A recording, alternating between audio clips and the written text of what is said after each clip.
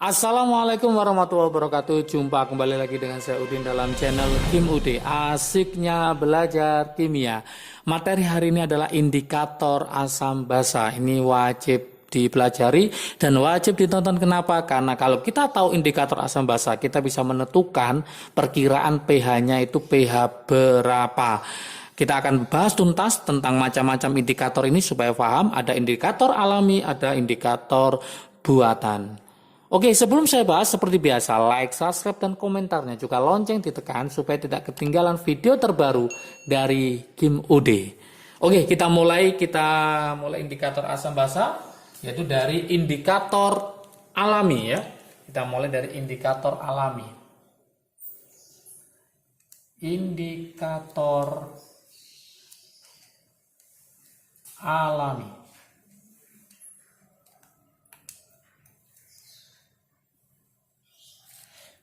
Indikator alami ini berasal dari bahan-bahan alam, ya, bisa berupa ekstrak tumbuhan yang berwarna.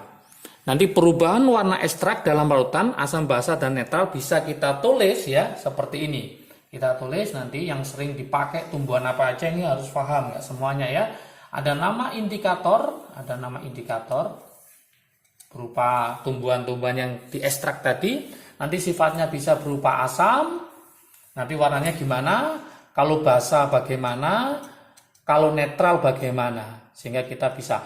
Seandainya nanti ada tumbuhan, kita kasih asam, basa, netral, tidak terjadi perubahan warna, maka dia tidak bisa berfungsi sebagai indikator. Paham ya? Nah, siapa aja yang termasuk tumbuhan yang bisa dibuat sebagai indikator? Yang sering adalah, yang pertama adalah ekstrak bunga sepatu. Ekstrak bunga sepatu. Ternyata ekstrak bunga sepatu ini kalau pada waktu asam ya, kasih asam itu nanti warnanya adalah merah. Kalau basa itu adalah hijau.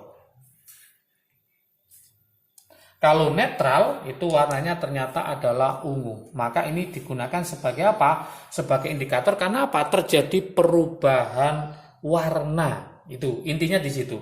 Yang kedua adalah ekstrak kulit manggis ya, ekstrak kulit manggis. Kalau asam, perubahan warnanya ternyata adalah coklat kemerahan. Coklat kemerahan. Kalau basa ternyata adalah biru kehitaman. Biru kehitaman. Kalau netral ternyata adalah ungu kehitaman.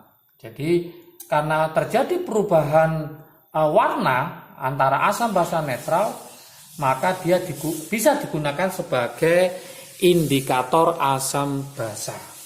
Kemudian berikutnya adalah ekstrak dari kol ungu. Ini juga bisa digunakan. Untuk asam ternyata warnanya adalah merah muda. Merah muda.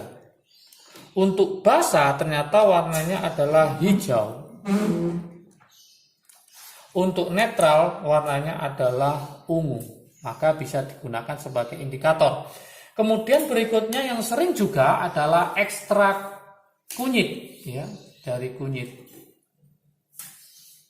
Oke, ternyata warnanya apa? Warnanya untuk yang asam itu warnanya adalah kuning.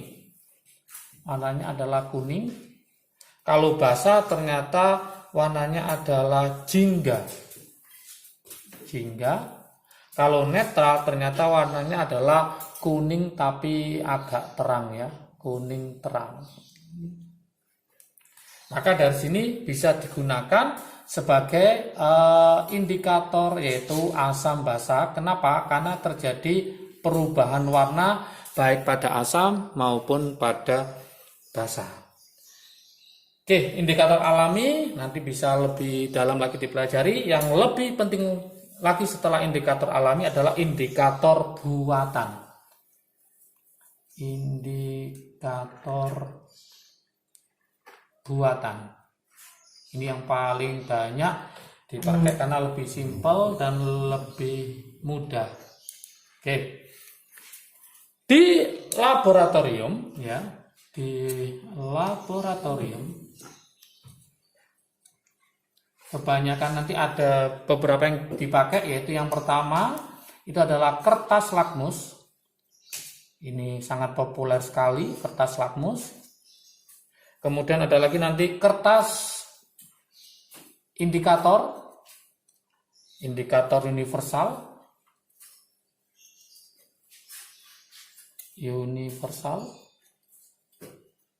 Yang ketiga bisa juga larutan. Jadi ada yang berupa larutan, yaitu larutan indikator universal.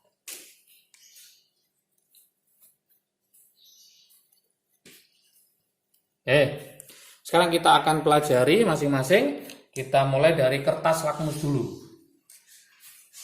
Kertas lakmus. Perlu diketahui kertas lakmus nanti ada lakmus biru, ada lakmus merah. Kalau kita buatkan rangkumannya seperti ini, kita pakai indikator. Kemudian nanti ada larutan asam. Kemudian ada sini ada larutan basah.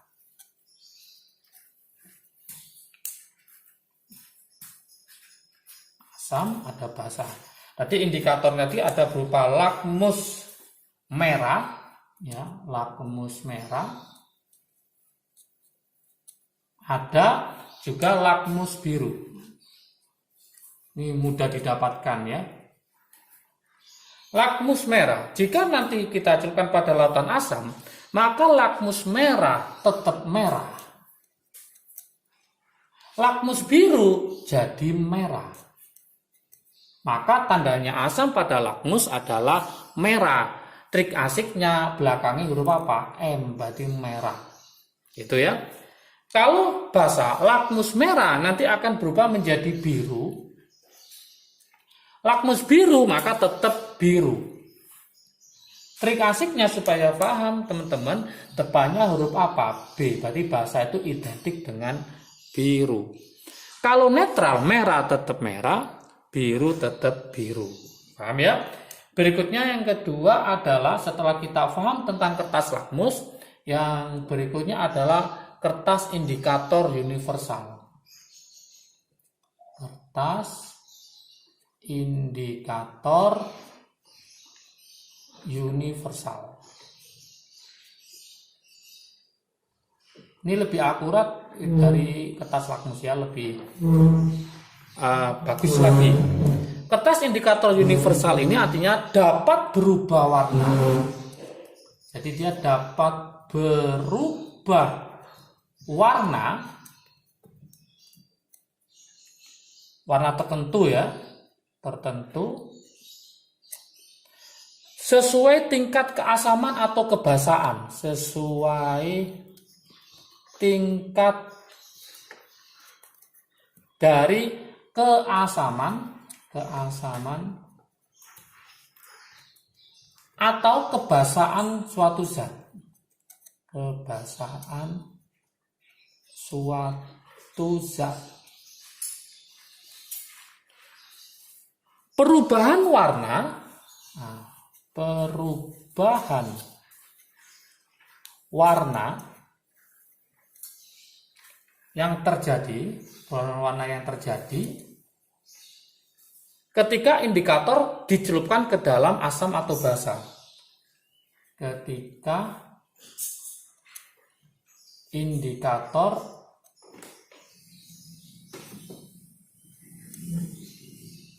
dicelupkan ke larutan asam atau basa. Intinya seperti itu. Jadi kertas indikator universal itu nanti akan terjadi perubahan warna jika dimasukkan ke dalam larutan asam atau basa sesuai dengan tingkat keasaman atau kebasaannya. Oke, berikutnya adalah larutan indikator universal. Tadi kita sudah bicara kertas indikator, berikutnya adalah larutan indikator universal. Ini yang paling banyak digunakan ya. Oke, larutan indikator universal.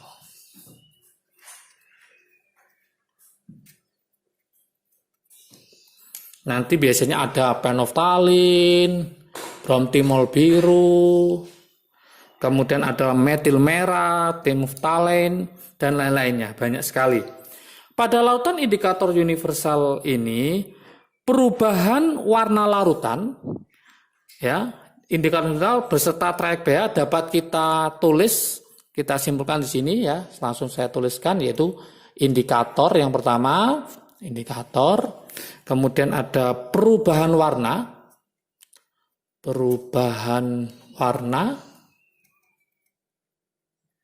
Yang pertama kita pakai yang asam.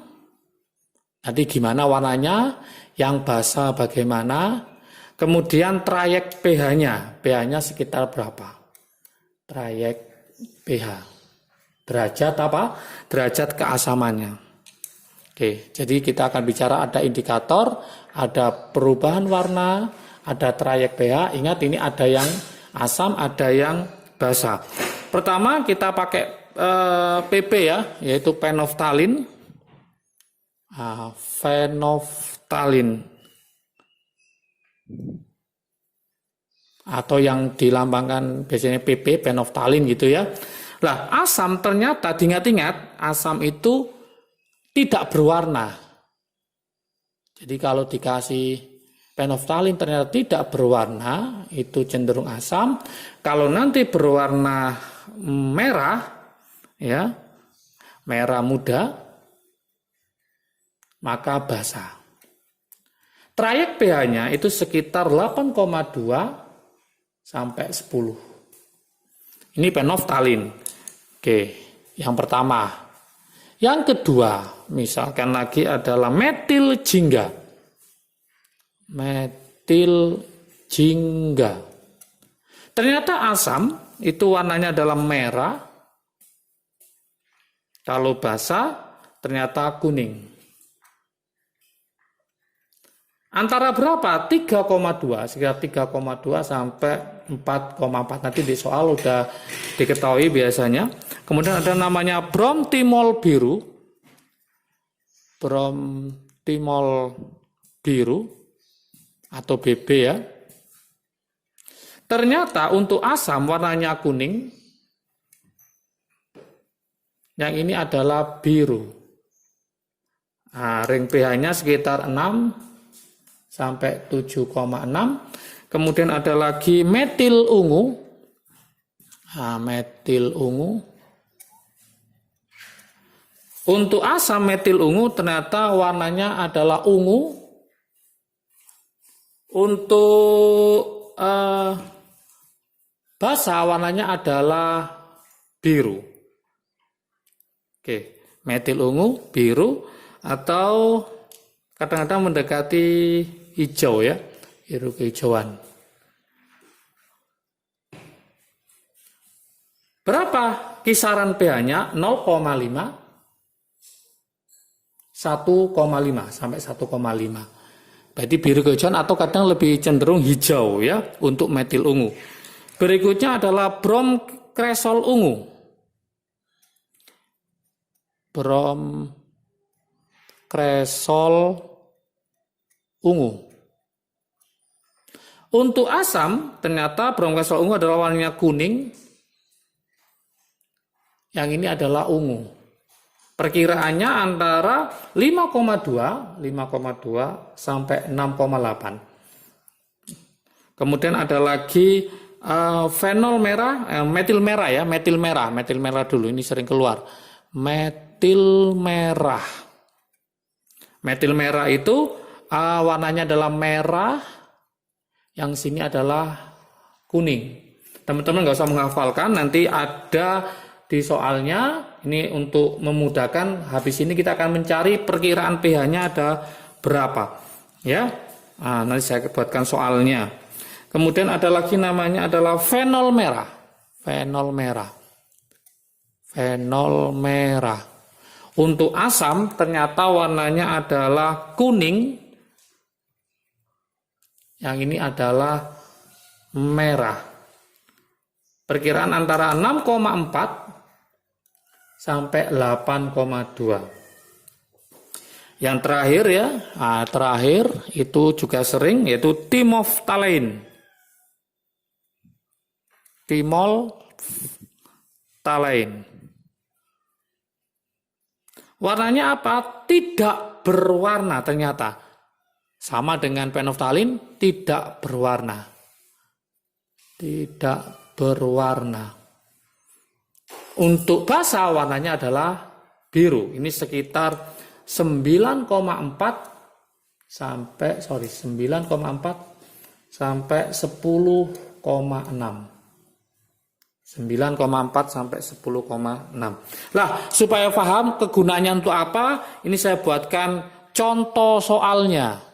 Contoh soal supaya teman-teman paham tentang perubahan warna indikator pada larutan indikator universal. Seperti ini contoh soalnya. Suatu larutan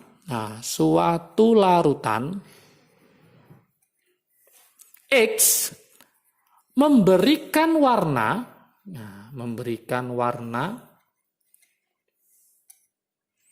kuning, warna kuning dengan indikator metil merah,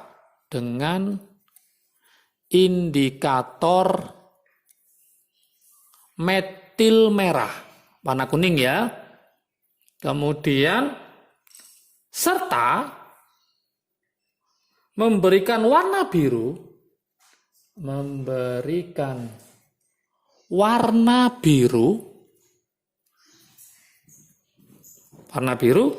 dengan BTB. BTB itu apa? Bromtimol biru. Sementara, seperti itu, bayangkan teman-teman, maka harus paham. Sementara dengan PP tadi apa? Fenolftalin, tidak berwarna. Pertanyaannya adalah perkirakan pH-nya.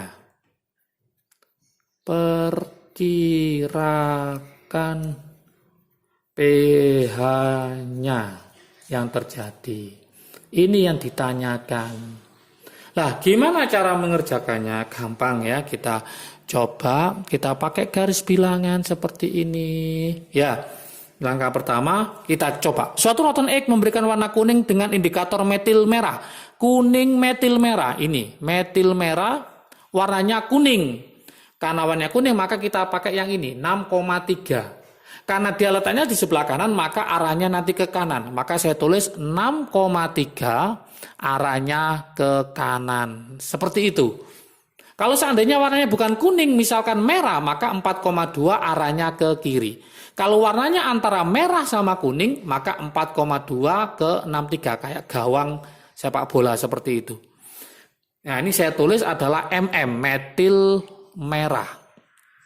Kemudian memberikan warna biru dengan BTB, bromtimol biru, warnanya biru. Berarti kita pakai berapa? 7,6, karena letaknya di kanan maka arahnya ke kanan. Maka saya tulis 7,6 arahnya ke kanan. Ini pakai BTB, bromtimol biru. Terakhir dengan PP tidak berwarna. Dengan PP tidak berwarna, maka kita pakai 8,2, arahnya kemana? Ke kiri. Berarti 8,2 arahnya ke kiri. Manakah banyak garis yang dilalui? Ternyata antara 7,6 sampai 8,2 ada 3 garis. Maka jawabannya perkiraan pH-nya adalah sekitar 7,6 sampai 8,3. Berarti jawabannya ini pH-nya sekitar antara 7,6 sampai 8,2. Inilah jawabannya, sangat mudah sekali. Oke, supaya paham, saya buatkan latihan soal di sini. Silakan nanti dikerjakan. Kalau sudah paham, tulis di kolom komentar supaya saya tahu tingkat pemahaman teman-teman terhadap materi indikator asam basa. Oke, gimana soal latihannya? Seperti ini. Suatu larutan berwarna kuning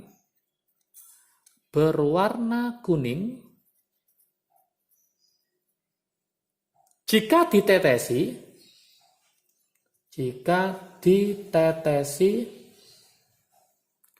indikator metil jingga maupun fenol merah.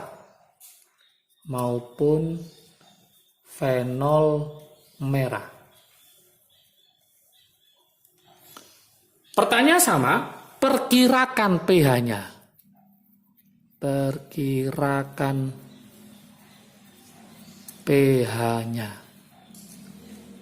Oke, ingat di sini pakai apa? Metil jingga sama fenol merah. Kita cek fenol merah sama metil jingga. Sudah ada di sini. Silakan dicoba teman-teman mencari perkiraan pH-nya berapa pakai indikator universal. Oke. Jika video ini bermanfaat bagi kalian, silahkan di-share ke teman kalian supaya manfaatnya semakin banyak. Jangan lupa like, subscribe, dan komentarnya juga lonceng ditekan supaya tidak ketinggalan video terbaru dari Kim UD. Oke, semangat belajarnya, semakin siap UTBK, semakin paham kimia, semakin suka kimia. Salam sukses dari Kim UD, asiknya belajar kimia. Assalamualaikum warahmatullahi wabarakatuh.